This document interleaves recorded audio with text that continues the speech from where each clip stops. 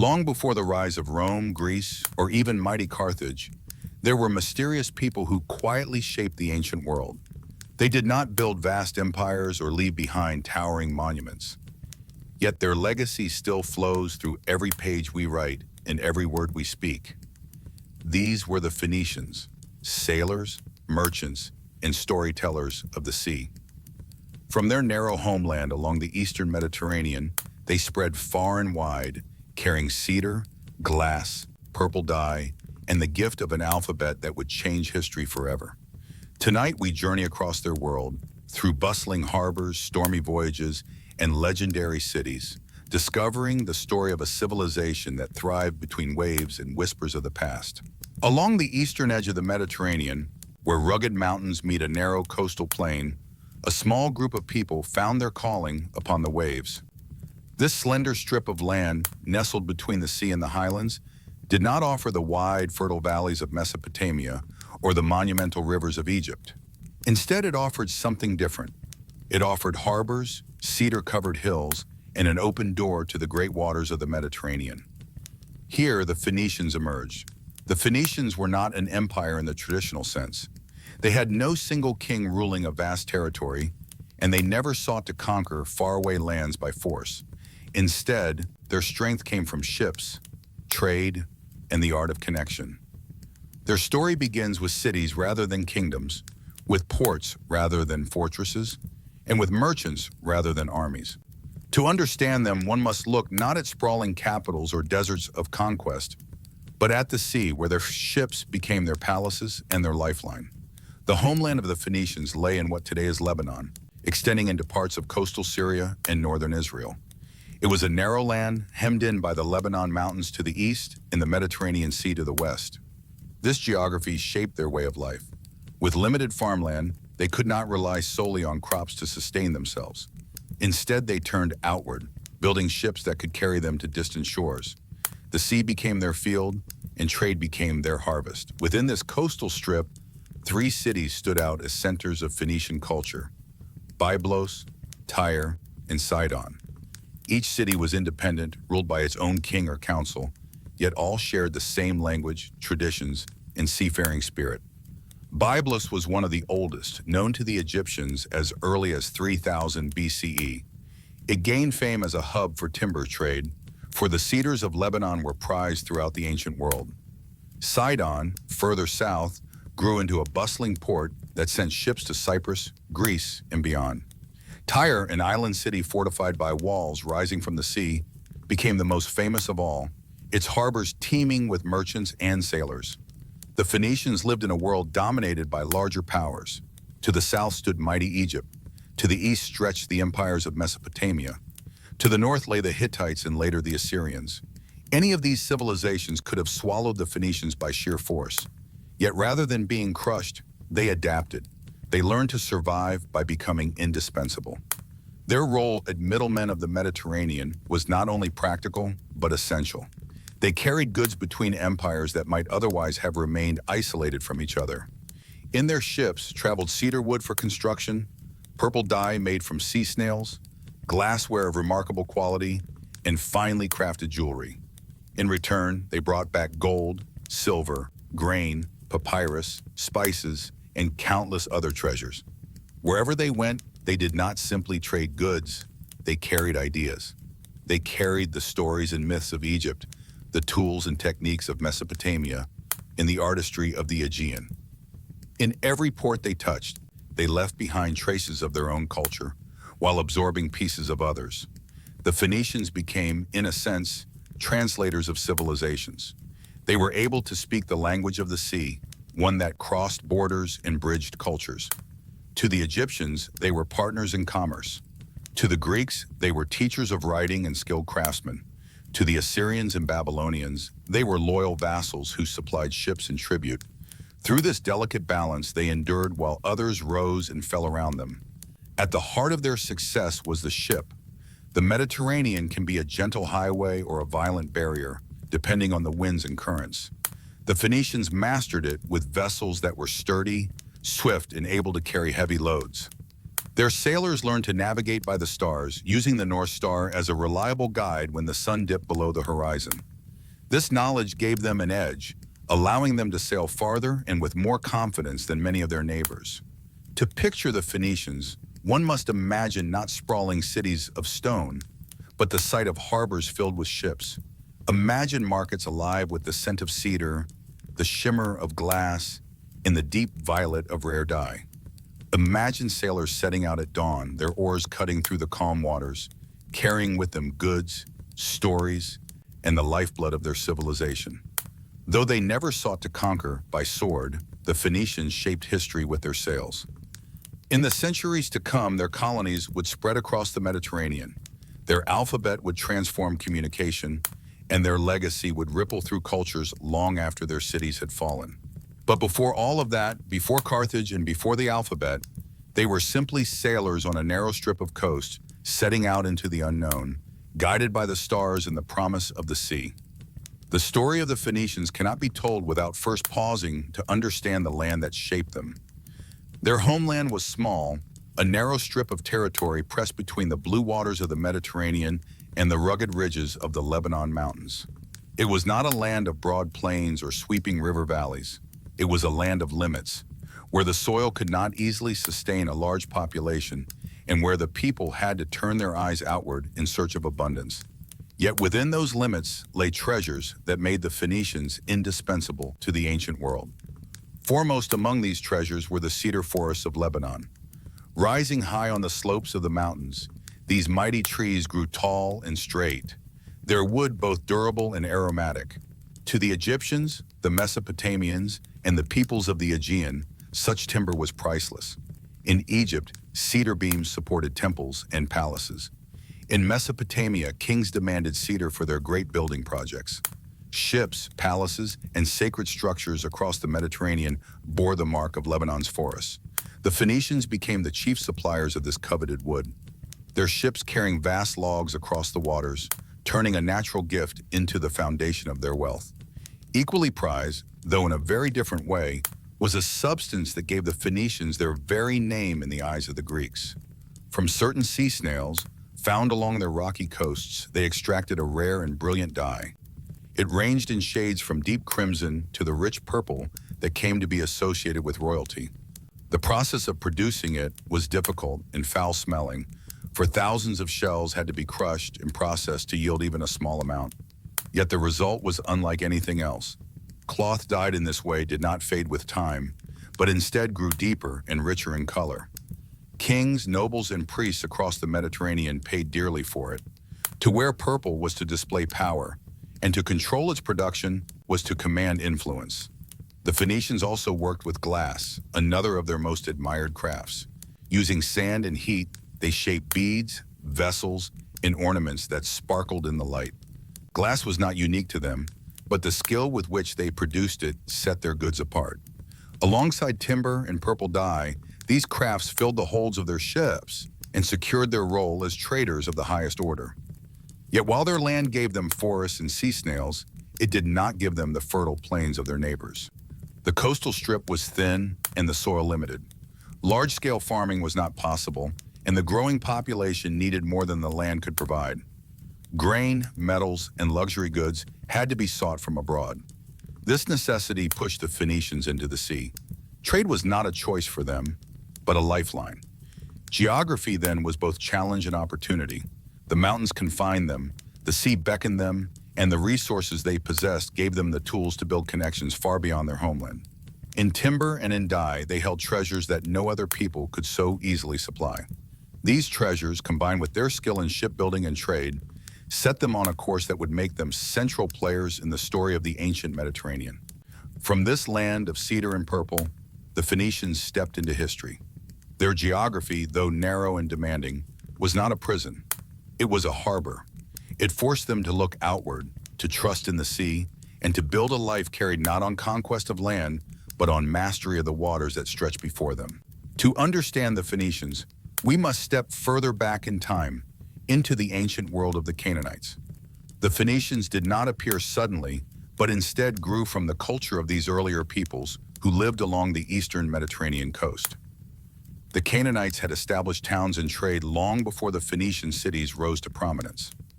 They worshipped many of the same gods, spoke related languages, and shared customs that would later define the Phoenicians. In many ways, the Phoenicians were Canaanites who took the traditions of their ancestors and carried them into new waters. The region where they lived was no isolated corner of the world. It was a crossroads between great powers. To the south lay Egypt, ancient and powerful, with its pharaohs, pyramids, and temples. To the east stretched Mesopotamia, where cities like Babylon and Assur commanded mighty empires. From both directions, influences flowed into the Levant. The Canaanites, and later the Phoenicians, absorbed these ideas while shaping them into their own identity. Egyptian art and motifs appeared in their ornaments. Mesopotamian styles of writing and religious practices echoed in their culture. Yet they were never simple imitators. Instead, they became skilled at blending the traditions of others with their own, creating something unique that could be recognized in every corner of their world. Alongside these cultural exchanges, stories and myths tied the Phoenicians to the wider Mediterranean imagination. The Greeks told tales of Phoenician figures woven into their legendary past. One such story was of Cadmus, a Phoenician prince who traveled westward in search of his sister Europa, who had been carried away by Zeus in the form of a bull. Cadmus, according to the legend, brought with him the art of writing and became the founder of Thebes in Greece. Another tale told of Europa herself, whose name would one day be given to an entire continent. These myths reveal how deeply the Phoenicians were entwined with Greek memory, not only as traders, but as bringers of knowledge and culture. Archaeology adds another layer to this story. Excavations in Byblos, Sidon, and Tyre reveal traces of settlements dating back to the Bronze Age. In Byblos, one of the oldest continuously inhabited cities in the world, evidence shows strong ties with Egypt as early as the 3rd millennium BCE. Inscriptions, statues, and imported goods speak of a thriving exchange that predated the rise of classical Phoenician power. Pottery styles and burial practices link the Phoenicians firmly to their Canaanite roots, while also showing influence from distant cultures that reached their shores. By the late Bronze Age, their ports were already active hubs where merchants carried cedar, wine, and crafted goods in exchange for gold, ivory, and luxury items. The collapse of Bronze Age civilizations around 1200 BCE shook the Mediterranean, with cities burning and empires crumbling. Yet the Phoenician towns endured, protected by their coastal location and driven by their dependence on the sea. They emerged from the crisis not weakened but strengthened. While others faltered, the Phoenicians seized the opportunity to expand their trade and influence. Thus, the Phoenicians were born from both continuity and adaptation. They were heirs of the Canaanites, shaped by the currents of Egypt and Mesopotamia, remembered in Greek legend, and made visible through the artifacts of the Bronze Age. Out of this mixture of tradition, myth, and resilience, they carried forward a culture that would soon set sail across the Mediterranean, leaving traces on every shore they touched. The Phoenicians never built an empire in the way that Egypt, Assyria, or Babylon did. Instead, their civilization was a collection of independent city-states, each with its own rulers, temples, and ships. Along the Levantine coast, these cities gleamed like pearls strung along the edge of the sea. Sidon, Tyre, Byblos, and Arwad were among the most prominent, and together they carried the culture and power of the Phoenicians into history. Byblos was one of the oldest of these cities, with a history stretching back thousands of years. It had long been connected to Egypt through the trade of timber and papyrus. Tyre, located partly on an island just off the coast, became the most famous of all. Its harbors filled with the ships, and its walls rising from the water like a fortress of stone. Sidon, too, played a central role, famed for its craftsmen, glassmakers, and merchants who carried goods to distant ports. Arwad, further to the north, was smaller but important, standing as a fortified island city with a strong naval tradition. Each of these cities had its own king, often supported by councils of nobles and priests. Kingship was hereditary in many cases, though power could shift depending on alliances or the influence of surrounding empires. While the kings were rulers, their authority was not absolute. Merchants, ship owners, and temple leaders held great influence, reflecting the importance of trade and religion in Phoenician life. The prosperity of the cities depended less on the command of armies and more on the ability to keep harbors active and trade routes open. The independence of the cities brought both strength and weakness. On one hand, it allowed each city to adapt to circumstances quickly.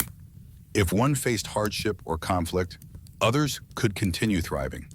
This flexibility helped them endure in a world dominated by far larger and more aggressive powers.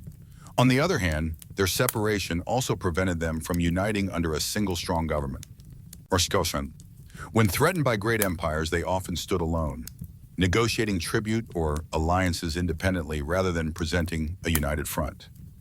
Rivalries between the cities were common. Sidon and Tyre competed for dominance in trade and influence, and their fortunes rose and fell across the centuries. At times, one city would lead, only to be overshadowed later by another. Yet these rivalries did not destroy their shared culture. They remained linked by language, religion, and traditions of the sea. When opportunities arose, they worked together, sending fleets and caravans that spread Phoenician influence across the Mediterranean. Their political system was well suited to their way of life. Unlike empires that sought to expand through conquest of land, the Phoenicians expanded through networks of commerce. Independence meant that each city could pursue its own trading ventures and establish colonies according to its own ambitions. This system encouraged diversity and innovation, as different cities specialized in different crafts or routes. At the same time, the lack of unity meant that the Phoenicians could never impose themselves as a dominant empire. Their power was softer, woven through trade, culture, and knowledge rather than military conquest. In the end, the city-state system reflected the geography and spirit of the Phoenicians. Small harbors along a narrow coast were not suited to empire building, but they were perfect for producing sailors and merchants who would look outward to the horizon. Their politics, built on independence and rivalry, ensured that no single city would rule all, but together they created a civilization that thrived on the sea, carried by sails and guided by trade. If the Phoenicians had a true kingdom, it was the sea. Their land was narrow, their soil limited, but the waters before them were vast and full of promise. From their earliest days, they looked to the Mediterranean not as a barrier, but as a pathway. It was through the sea that they found their strength, their wealth, and their enduring reputation as the greatest sailors of the ancient world. Central to this mastery was their skill in shipbuilding. The Phoenicians developed vessels that were sturdy enough to withstand rough waters, yet swift enough to travel long distances. Among their greatest innovations were the byreme and the trireme. The byreme, with 2 rows of oars on each side, allowed greater speed and control than earlier designs. The trireme, which came later, added a 3rd row of oars and became a powerful tool not only for trade, but also for naval warfare. These ships, with their elegant curves and tall masts, were marvels of engineering. They carried goods across thousands of miles, enabling the Phoenicians to link distant coasts in a web of commerce. But ships alone would not have made the Phoenicians masters of the sea. They also possessed remarkable knowledge of navigation. While many ancient sailors hesitated to lose sight of land, the Phoenicians ventured farther, guided by their keen understanding of the heavens. They were among the first to use the North Star as a fixed point for navigation. This skill allowed them to sail at night and across open waters with confidence. Combined with their deep knowledge of currents, winds, and coastlines, this made them unrivaled in their ability to travel long distances safely. Through these skills, the Phoenicians built one of the widest trade networks the Mediterranean had ever seen. Their ships sailed south to Egypt, east toward Mesopotamia, and westward as far as Spain and beyond. They carried cedar wood, glass, and purple dye from their homeland, and in return they brought back silver, tin, and ivory and exotic goods. They also established colonies and trading posts along the coasts, ensuring safe harbors and steady connections for their merchants. At every port, they became known as skilled negotiators and reliable traders. What made their reputation so remarkable was not only the scale of their network, but the way they became essential to others. Great powers such as Egypt and Assyria came to depend on Phoenician ships for transport and trade. Even the Greeks, who would later rival them at sea, admired their seamanship. Greek writers described them as expert navigators and credited them with spreading knowledge of the alphabet and other skills across the Mediterranean.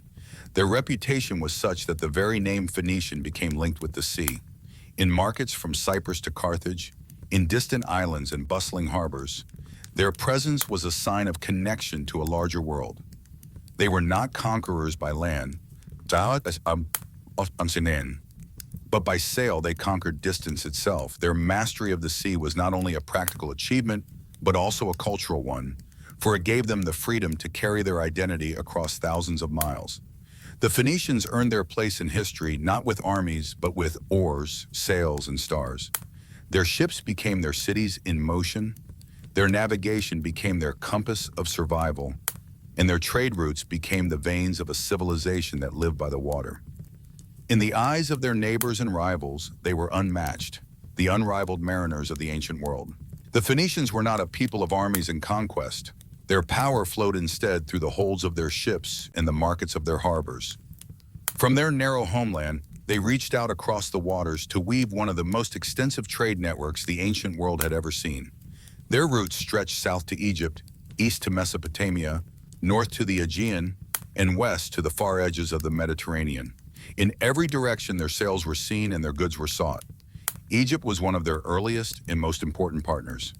The Egyptians valued cedar wood from the mountains of Lebanon for the building of temples, ships, and palaces. The Egyptians also prized the purple dye that the Phoenicians alone could produce in such abundance. In return, Phoenician merchants brought back gold, papyrus, grain, and the exotic treasures of the Nile Valley. The relationship between Byblos and Egypt was especially strong, with evidence of trade dating back thousands of years before the height of Phoenician power. To the east, the great empires of Mesopotamia offered another outlet. Assyria and Babylon demanded tribute in the form of timber and luxury goods, but they also supplied silver, precious stones, and crafted ornaments. Despite the constant pressure of these powerful neighbors, the Phoenicians used their role as traders to remain indispensable. Their goods found a place in Mesopotamian palaces and temples, and in turn, Mesopotamian art and culture left their imprint on Phoenician cities. Northward and westward, Phoenician ships entered the Aegean and mingled with the Greeks. They traded glassware, finely worked metal goods, jewelry, and fabrics dyed in the royal purple that only they could provide.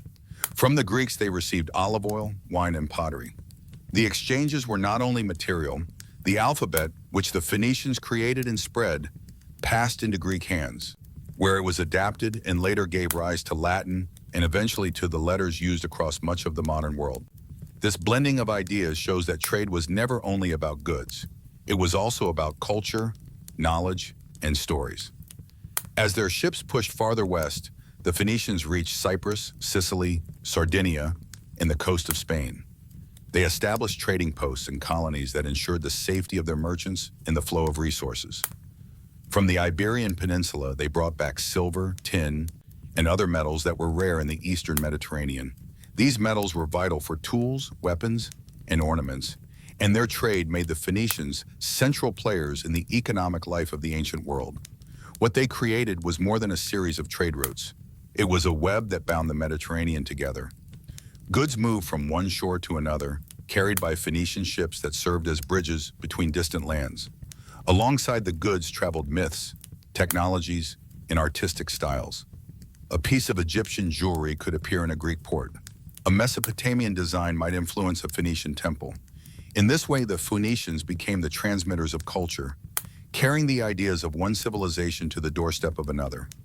Their success was born of necessity. Limited farmland forced them to seek wealth abroad, but it was their skill and vision that transformed necessity into opportunity. Through trade, the Phoenicians connected worlds that might otherwise have remained apart, and in doing so, they secured their place as the merchants of the Mediterranean. Among all the achievements of the Phoenicians, none was more influential than their alphabet. While timber and purple dye filled their ships, and while colonies and trade networks stretched across the sea, it was their system of writing that would leave the deepest and most lasting mark on history. What began as a practical tool for merchants became the foundation for countless languages that followed. Before the Phoenician alphabet, writing in the ancient world was complex and demanding. In Mesopotamia, scribes pressed wedge-shaped signs into clay tablets, a system we know as cuneiform. In Egypt, priests and officials carved or painted hieroglyphs, intricate symbols that represented words, sounds, or ideas. Both systems were powerful, but both required years of training and were limited to small groups of specialists. Ordinary people could not easily learn them, and writing remained largely in the hands of elites. The Phoenicians changed this. Their alphabet was the first true alphabet in the sense that it used a small set of symbols, each representing a single sound. By combining these sounds, any word could be written down. Instead of hundreds or thousands of symbols, only about 22 were needed. This simplification transformed writing from a guarded art into a practical tool. Merchants could use it to record transactions, sailors could use it to track cargo, and people across different lands could learn it without devoting a lifetime to study. The alphabet was written from right to left, with simple linear shapes that could be inscribed quickly on clay, stone, papyrus, or pottery. Its clarity and efficiency made it perfectly suited for a people who depended on trade. Contracts, inventories, and correspondence could be managed far more easily than with the cumbersome scripts of earlier civilizations. As the Phoenicians sailed and traded, they carried this alphabet with them. In Greece, it was adopted and adapted, with the Greeks adding symbols to represent vowels. From the Greek alphabet came the Latin alphabet, and from Latin came the letters that are used today in much of the world. The English alphabet, along with those of many European languages, can trace its ancestry directly back to the Phoenicians. Even the alphabets of the Middle East, such as Hebrew and Arabic, grew from the same root. The influence of the Phoenician alphabet is difficult to overstate. It democratized writing, making literacy more accessible, and spreading the ability to record ideas and preserve knowledge. Without it, the development of literature, philosophy, science, and history in the Mediterranean world would have been slower and perhaps very different. The Phoenicians may not have built vast empires, but through their alphabet, they gave later civilizations a tool more enduring than monuments or armies. The enduring legacy of their script lives in every book, every letter, and every page written today. Each time words are written with the alphabet we know, a quiet connection is made to those ancient merchants and sailors who sought a simpler way to record their world. The Phoenicians set out across the seas to trade goods, but in their alphabet, they traded a gift to humanity that would never fade. The narrow homeland of the Phoenicians could never provide all that their growing population required. With little farmland and limited resources, the people of Tyre, Sidon, and Byblos looked outward. The sea had already become their lifeline, and soon it became the path to expansion. To secure new sources of food, metals, and trade opportunities, the Phoenicians began to establish colonies across the Mediterranean. The earliest colonies were close to home. Cyprus, rich in copper, was one of the first lands to receive Phoenician settlers. Its harbors gave them both a trading base and access to valuable ore. From there, they pushed farther west. They settled along the coasts of North Africa, Sicily, Sardinia, and southern Spain. Each colony began as a trading station, a safe harbor where ships could rest and resupply on long voyages. Over time, some grew into thriving towns, carrying Phoenician language, religion, and culture far from the Levant. These colonies were not vast conquests of land, but carefully chosen outposts designed to secure trade routes and resources. In Sicily and Sardinia, they found fertile soil and access to new markets. In Spain, they tapped into rich deposits of silver and tin, metals that were rare and highly sought after in the eastern Mediterranean.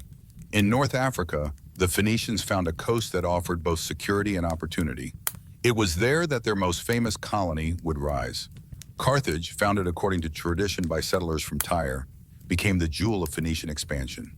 Ancient stories told of Queen Dido, who fled from her homeland and established the city on the North African coast.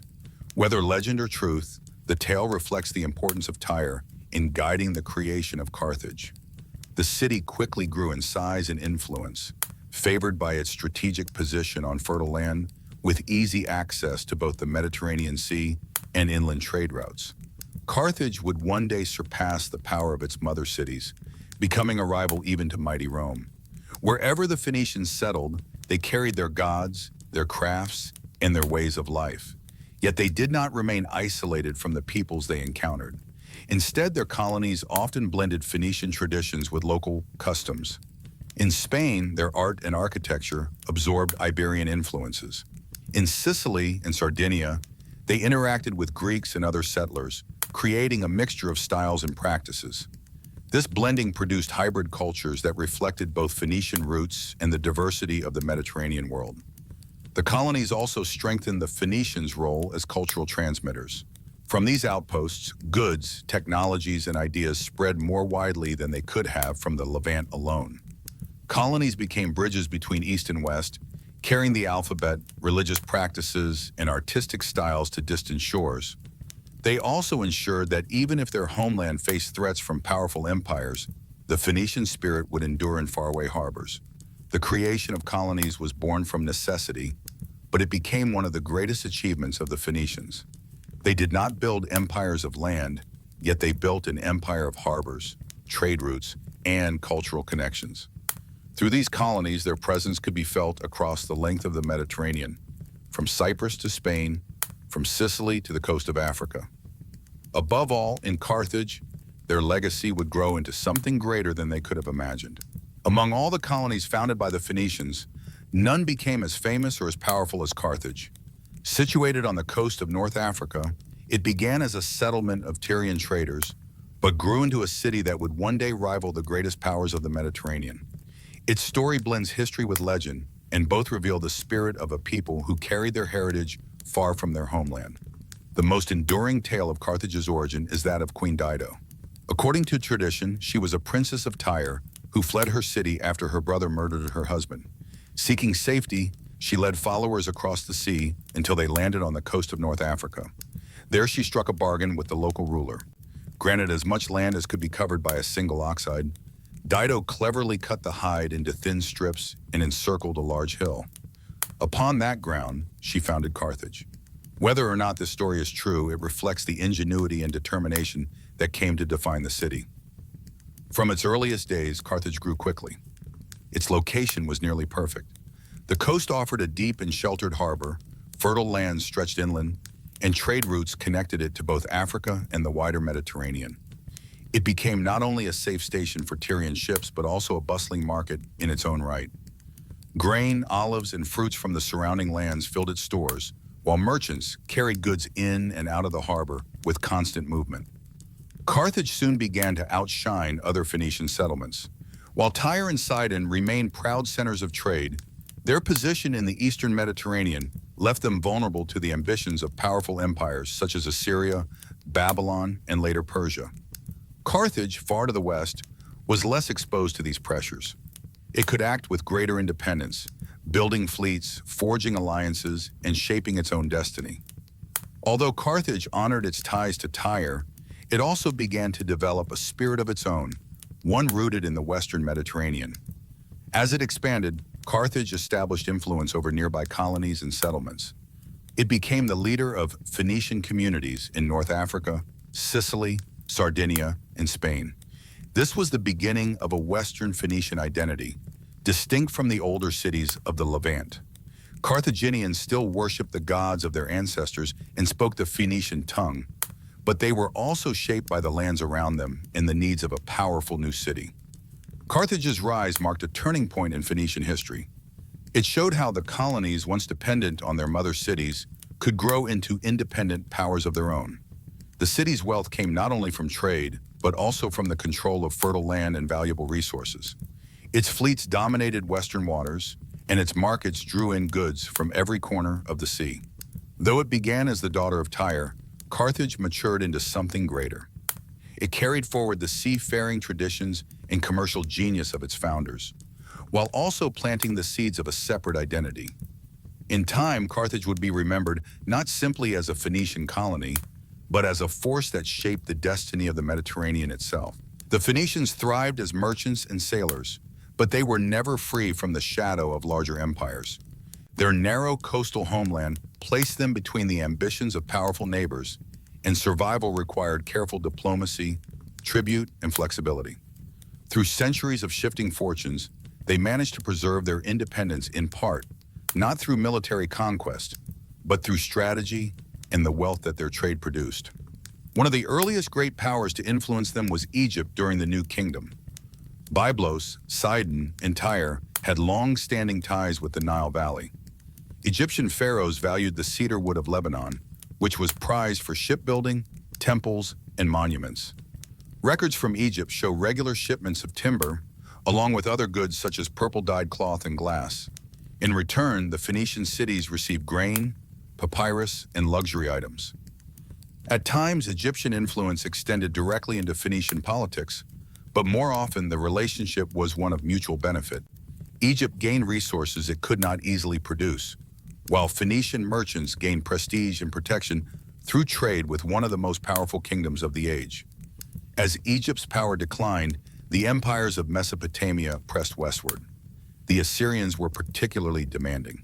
In their records, the kings of Assyria listed Sidon, Tyre, and other cities among their vassals, obliged to send tribute of timber, precious metals, and crafted goods. Assyrian armies marched into Phoenicia more than once, punishing cities that resisted or refused tribute. Yet the Phoenicians often avoided destruction through negotiation. Rather than face annihilation, their kings offered ships, sailors, and payments that satisfied imperial rulers. This willingness to bend without breaking allowed them to endure where others were conquered outright. Later, Babylon replaced Assyria as the dominant power. Under kings like Nebuchadnezzar II, Babylon exerted control over Phoenician ports. Tyre in particular faced pressure, with Babylon laying siege to the island city for many years. Despite the blockade, Tyre managed to hold out, protected by its walls and its supply lines across the sea. Even when defeat seemed inevitable, the Phoenicians had ways to preserve themselves, making terms that allowed them to retain local autonomy while acknowledging the authority of their overlords. In every case, whether facing Egypt, Assyria, or Babylon, the Phoenician cities followed a survival strategy that relied less on force of arms and more on diplomacy. They paid tribute when required, offered fleets when demanded, and shifted alliances when necessary. At the same time, their skill in trade made them valuable to their conquerors. Empires needed ships to transport armies and goods, and no sailors were more capable than the Phoenicians. This usefulness gave them leverage and often spared them from harsher treatment. Though they were not conquerors, the Phoenicians mastered the art of survival in a world of giants. They accepted that their cities would never rival the empires of the Nile or Mesopotamia in land or armies. Instead, they relied on the sea, on their wealth, and on their talent for negotiation. Through tribute and trade, they endured, carrying their culture forward while greater powers rose and fell around them. The Phoenicians and the Greeks lived on opposite shores of the Mediterranean, yet their worlds were deeply intertwined. From the early days of Greek civilization, contact with Phoenician merchants shaped trade, culture, and even language. Sometimes their encounters were cooperative, sometimes competitive, but always significant for the development of both peoples. One of the most important exchanges was the alphabet. When Greek traders and settlers came into contact with Phoenician merchants, they encountered a writing system far simpler than the complex scripts of earlier civilizations. The Greeks adopted this system, modifying it to fit their own language. Crucially, they added vowels, which the Phoenician script lacked, making it even more versatile. This adaptation became the foundation of Greek literacy and literature. From Greek, the alphabet passed into Latin, and from Latin into the languages of Europe and beyond. Thus, the Greek adoption of the Phoenician alphabet ensured that the writing system of a small Levantine people would shape the future of the Western world. The exchange of ideas did not stop with writing. Greek myths and stories reflect the deep impression the Phoenicians left on their imagination. One of the most famous tales is that of Cadmus, said to be a Phoenician prince who brought the gift of writing to Greece. Another is the story of Europa, a Phoenician princess carried across the sea by Zeus in the form of a bull, who gave her name to an entire continent. These myths, though legendary, reveal how the Greeks saw the Phoenicians as a source of culture, knowledge, and connections to distant lands. Trade between the two peoples was constant. Greek pottery, olive oil, and wine found markets in Phoenician ports, while Phoenician glass, metalwork, and purple-dyed textiles reached Greek cities. The Phoenicians also introduced the Greeks to goods and resources from even farther afield, acting as intermediaries who brought Egyptian papyrus, Mesopotamian ornaments, and metals from Spain into Greek hands. In this way, the Greeks gained access to the wider Mediterranean through the networks the Phoenicians had already established. Yet there was also rivalry. as Greek colonies spread across the Aegean, Sicily, and southern Italy, they often came into direct competition with Phoenician settlements. Sicily in particular became a place where Greeks and Phoenicians vied for influence, trading at times but also clashing over control of key harbors. Despite this competition, both peoples benefited from the encounter. The Greeks learned shipbuilding techniques from the Phoenicians, while the Phoenicians absorbed elements of Greek art and craftsmanship. What emerges from these interactions is a picture of two dynamic cultures influencing one another while striving for space in the same sea. The Phoenicians gave the Greeks a vital tool in the alphabet and inspired myths that placed their heroes at the dawn of Greek history. The Greeks, in turn, carried Phoenician ideas further west, ensuring their survival even as Phoenician power began to wane. The relationship between the Phoenicians and the Greeks was never simple, but it was always significant. It was a meeting of traders, sailors, storytellers, and innovators whose exchanges would ripple across centuries. Through cooperation and competition, they shaped one another, and together they helped define the Mediterranean world. Religion was at the heart of Phoenician life. Their cities were small, but each one was filled with temples, shrines, and festivals dedicated to the gods who were believed to guide every aspect of human existence. From the sea to the harvest, from love to war, divine powers shaped the destiny of the Phoenicians. Their pantheon reflected both their Canaanite roots and their unique role as sailors and traders who carried their faith across the Mediterranean. Among their most important deities was Baal, often associated with storms, fertility, and the cycle of life. In coastal cities that depended on rain for crops and favorable winds for ships, Baal held a central place. His worship was marked by offerings and sacrifices, seeking his blessing for prosperity and protection. Another prominent goddess was Astarte, connected with love, fertility, and war. She was honored as a powerful figure, both nurturing and fierce, embodying the cycles of life and the unpredictability of fate. Melkart, the chief god of Tyre, reflected the maritime spirit of the Phoenicians. He was linked to kingship, seafaring, and exploration, and was often seen as a protector of sailors and traders. In Carthage, Melkart was especially revered, becoming a symbol of Phoenician identity in the Western Mediterranean. His cult shows how religion traveled with the settlers, carrying the sacred traditions of Tyre across the sea. The Phoenicians built grand temples to honor their gods.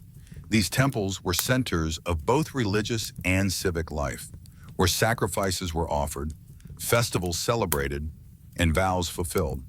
Stone altars and carved reliefs have been found at archaeological sites, providing glimpses of their sacred practices.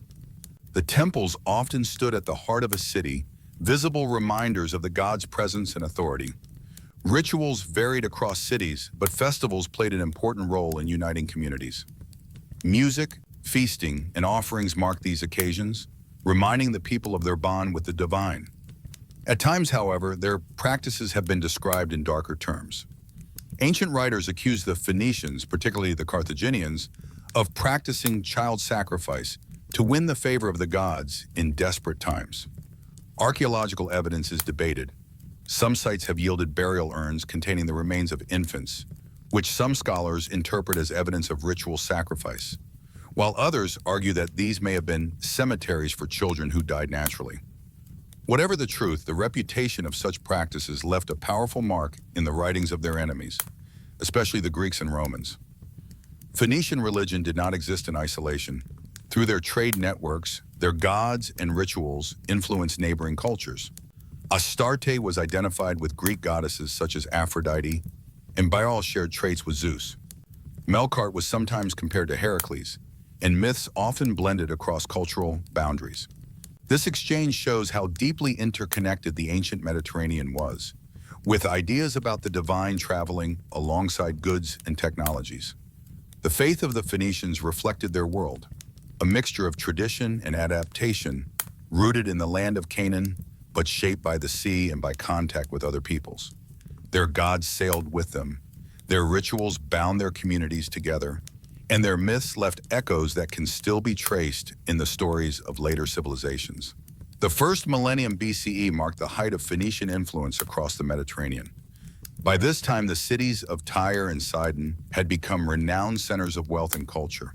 Their narrow homeland remained limited in farmland and natural resources, yet their mastery of the sea and their command of trade routes turned them into economic powerhouses. From the eastern coast of the Levant to the distant shores of Spain, the reach of the Phoenicians could be felt in every bustling harbor. Tyre in particular rose to unmatched prominence. Its island location gave it natural protection against invaders, while its harbors welcomed fleets from across the Mediterranean. Sidon too enjoyed prosperity, becoming famous for its skilled artisans and workshops. Together, these cities stood as symbols of what a maritime civilization could achieve.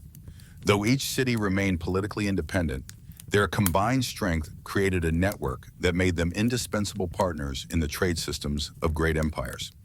Egyptian pharaohs, Mesopotamian kings, and later Persian rulers all relied on Phoenician goods and seafaring skill.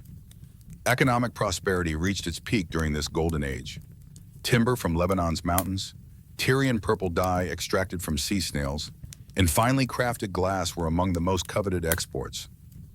The dye, in particular, became a mark of royal power and prestige, worn by kings and emperors who could afford its cost.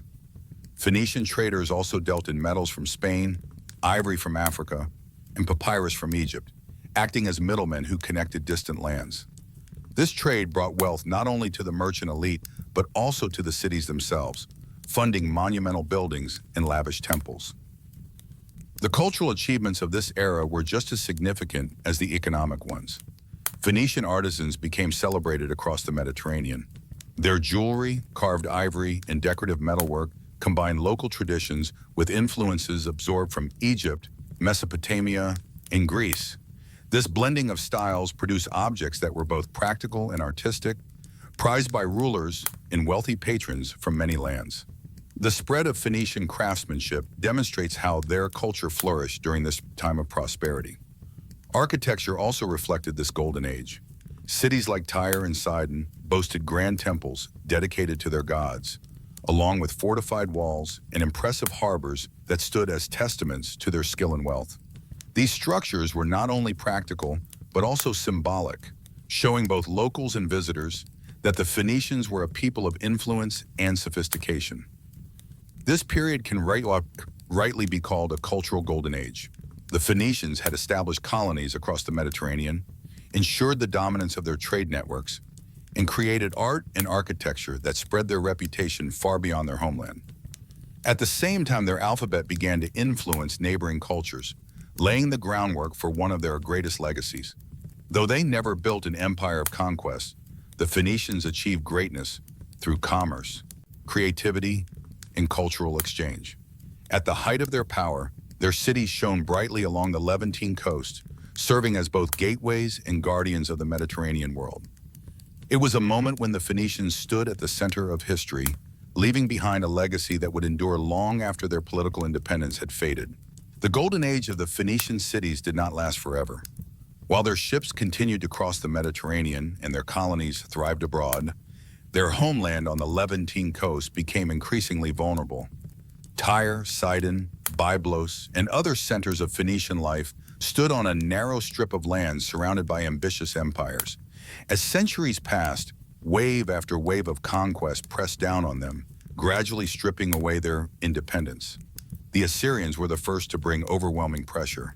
From the 9th century BCE onward, Assyrian kings demanded tribute from the Phoenician cities.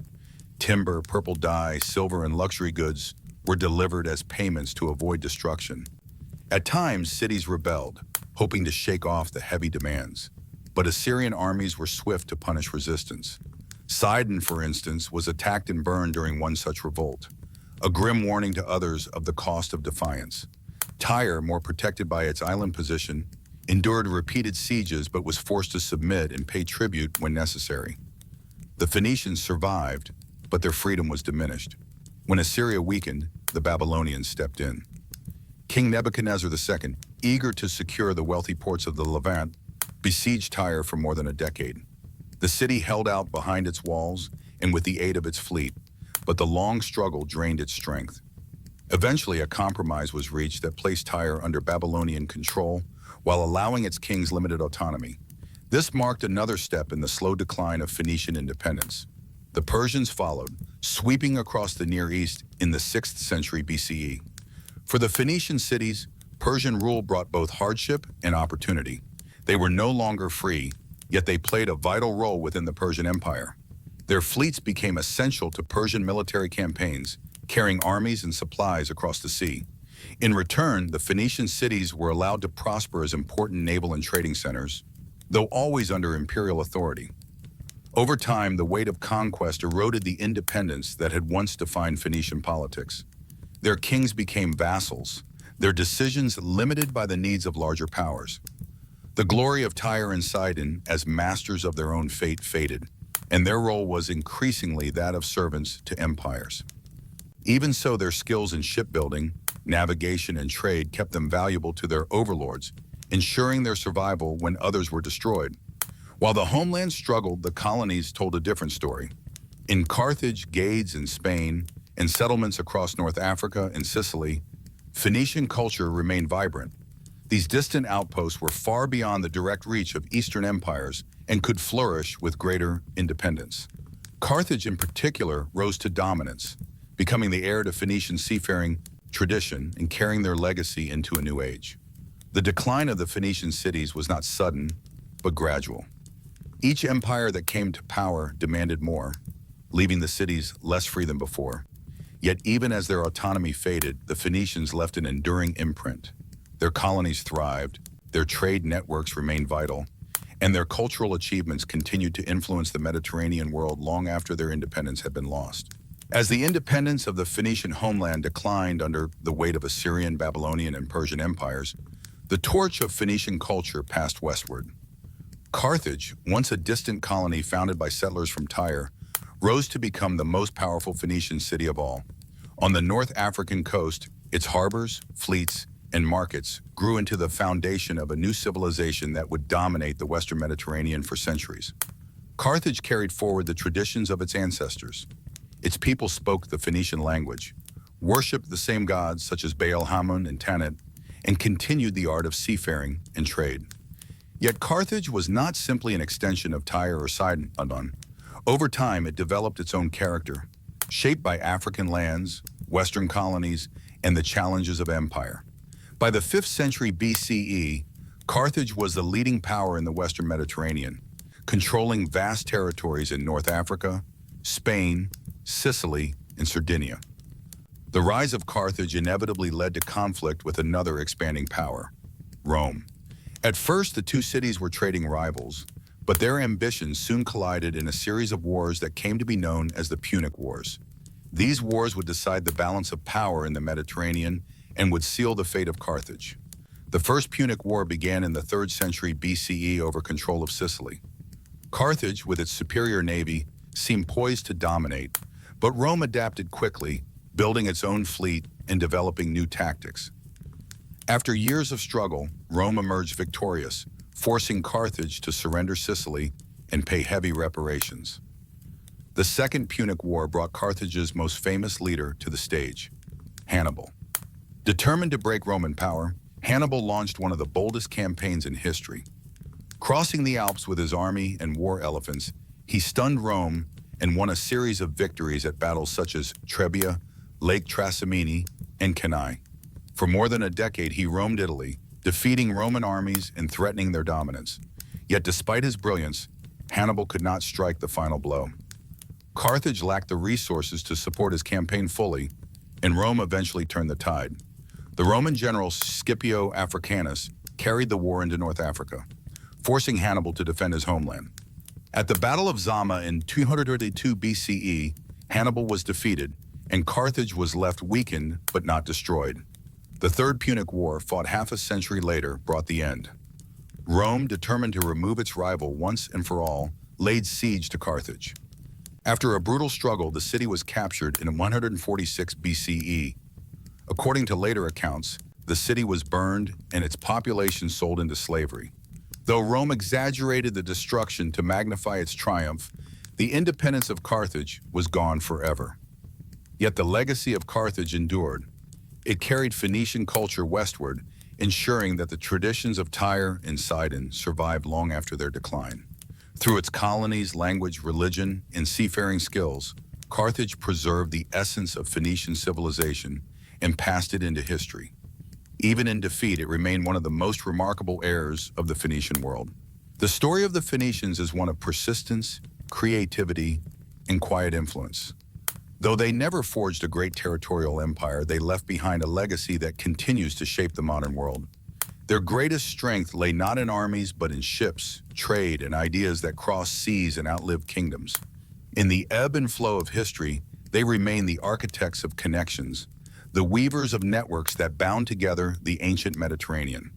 Perhaps their most enduring gift to humanity was the alphabet. By simplifying writing into a system of symbols that represented sounds, the Phoenicians transformed communication. Their alphabet was easy to learn compared to the complex hieroglyphs of Egypt or the wedges of Mesopotamian cuneiform. This innovation empowered merchants, sailors, and ordinary people to keep records, exchange information, and spread ideas. When the Greeks adopted and adapted the Phoenician script, they laid the foundation for Latin and eventually the alphabets used across much of the world today. Every book, inscription, and written word in the Western tradition owes a debt to this breakthrough. Trade was another pillar of their legacy. The Phoenicians linked regions that might otherwise have remained isolated. From Spain to Mesopotamia, from North Africa to Greece, their ships carried goods and ideas. They spread papyrus, glassmaking, textiles dyed in purple, and fine metalwork. But they also carried stories, myths, and cultural practices. By acting as middlemen, they created a shared Mediterranean culture where influences blended and transformed. They were not conquerors, yet they unified distant peoples through the steady rhythm of commerce. Navigation was equally significant. The Phoenicians were masters of the sea at a time when open water still inspired fear. They built sturdy ships capable of long voyages and developed techniques for sailing by the stars, particularly the North Star, which became a guide for generations of sailors. Their knowledge allowed them to venture beyond the familiar coasts, establishing colonies and trade posts that extended the reach of civilization itself. In doing so, they expanded the map of the known world and showed that the sea could be a bridge rather than a barrier. The Phoenicians also stand out as cultural transmitters. They absorbed traditions from Mesopotamia and Egypt and passed them to Greece, Rome, and beyond. Their myths intertwined with Greek legends. Their gods found new forms in foreign pantheons, and their craftsmanship influenced art across the Mediterranean. They were conduits of culture, not only shaping their own cities, but also enriching the civilizations that came after them. In reflecting on their story, it becomes clear that the Phoenicians were among the quiet architects of civilization. They did not dominate with armies or monuments of conquest, yet their contributions laid foundations that endured for millennia. They remind us that influence can be subtle yet profound, and that history is shaped not only by emperors and conquerors, but also by traders, sailors, and storytellers. The Phoenicians' homeland may have been small, their independence fragile, and their name often overshadowed by more powerful empires. Yet their spirit traveled farther than their borders, etched into the alphabets we write, the trade routes we trace, and the cultural connections we inherit. In this way, the Phoenicians never truly vanished. They remain, woven quietly into the fabric of human civilization.